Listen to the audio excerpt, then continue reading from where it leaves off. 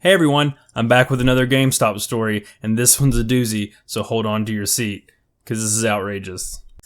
So we had a lot of colorful characters come into the store. Regular customers, if you will, all the time. We had, the smelly guy, we had the eccentric lady, we had the middle-aged mom that would scream and want to return everything she bought, even though it was out of policy. But we had this one regular customer. Let's call him Dave. So he would come in and he would frequent the store. He'd come to midnight launches. He'd participate in tournaments, so all that kind of stuff. He was a really short guy. He was like 5'2", and really proud. Kind of a compulsive liar. Kinda is an understatement. So he'd always come in dressed in his Navy SEAL garb, right? Because he always talked about how he was in the Navy SEALs, which if you met him, you'd understand that he was never in the Navy SEALs. Oh yeah, did I mention that he was dating Playboy bunny Holly Doro? Yeah, he actually told me that. He was never in the military, never had a girlfriend, let alone a girlfriend that lived with Hugh Hefner in California. He lived in his grandparents' basement, played games all day, he had the whole setup, of course, so, that was pretty much his life.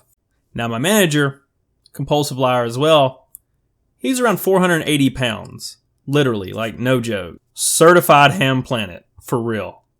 And he has been since his teenage years. So I didn't really believe him when he told me he was a college basketball star, nor when he told me that he was almost in the Olympics as a swimmer. But, he got hurt right before the Olympics and couldn't be in it. Shame. I also didn't believe him when he told me he owned 16 properties, and then said he sold all of them one month and made $2 million.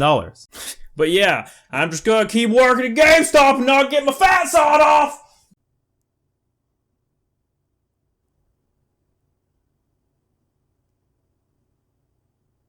But yeah, regardless, him and the store manager, that one, they hit it off and became friends, of course.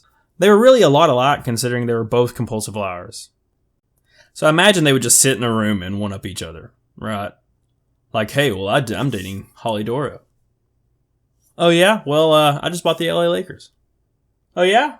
Well, I'm going to Mars with Elon Musk and we're going to populate the planet. Make sex slaves. Well, that's how I like to imagine it anyway. So, naturally, my manager hires this guy.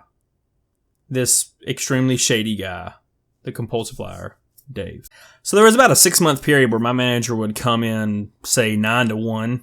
As soon as I walk in, he left. Then he would come back at 5, and he'd clock out. Yep, riding the clock like a true boss. Eventually, Dave came into the store and showed me videos on his old flip phone of him having sex with prostitutes. And not the expensive ones. No. The ones that would accept a cough drop or a half-eaten lollipop as payment. And would you guess who was in the background?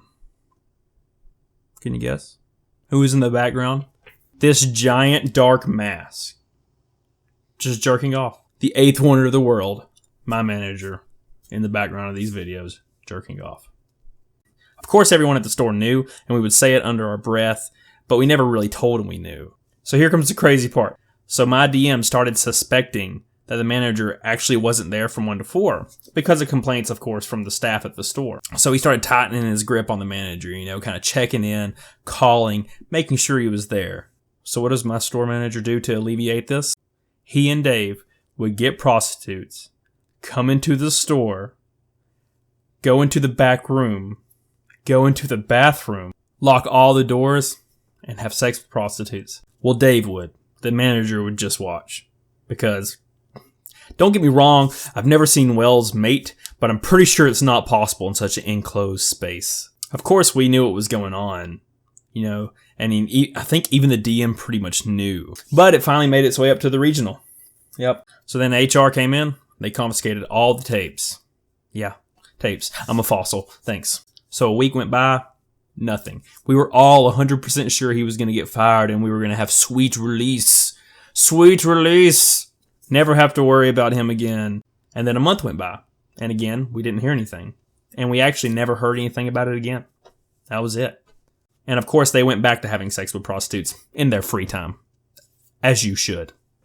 And of course, we could never really say anything about it because he would just say he'd fire all of us. So, what could you do?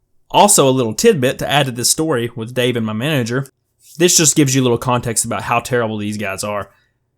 My manager had a brand new car that was pretty expensive. He didn't really care for the payments. So Dave told him, hey, just release the parking brake in my driveway since it's slanted and it'll go into the river. And then they can just claim it on insurance. And that's what they did. So he got out from under that car by committing insurance fraud. Great guy. So all in all, the moral of the story is, if you're ever in the back room at a GameStop, if you just work there or you happen to be going back there, just think about all the body fluids that you're sloshing through. Anyways, that's one of my terrible GameStop stories.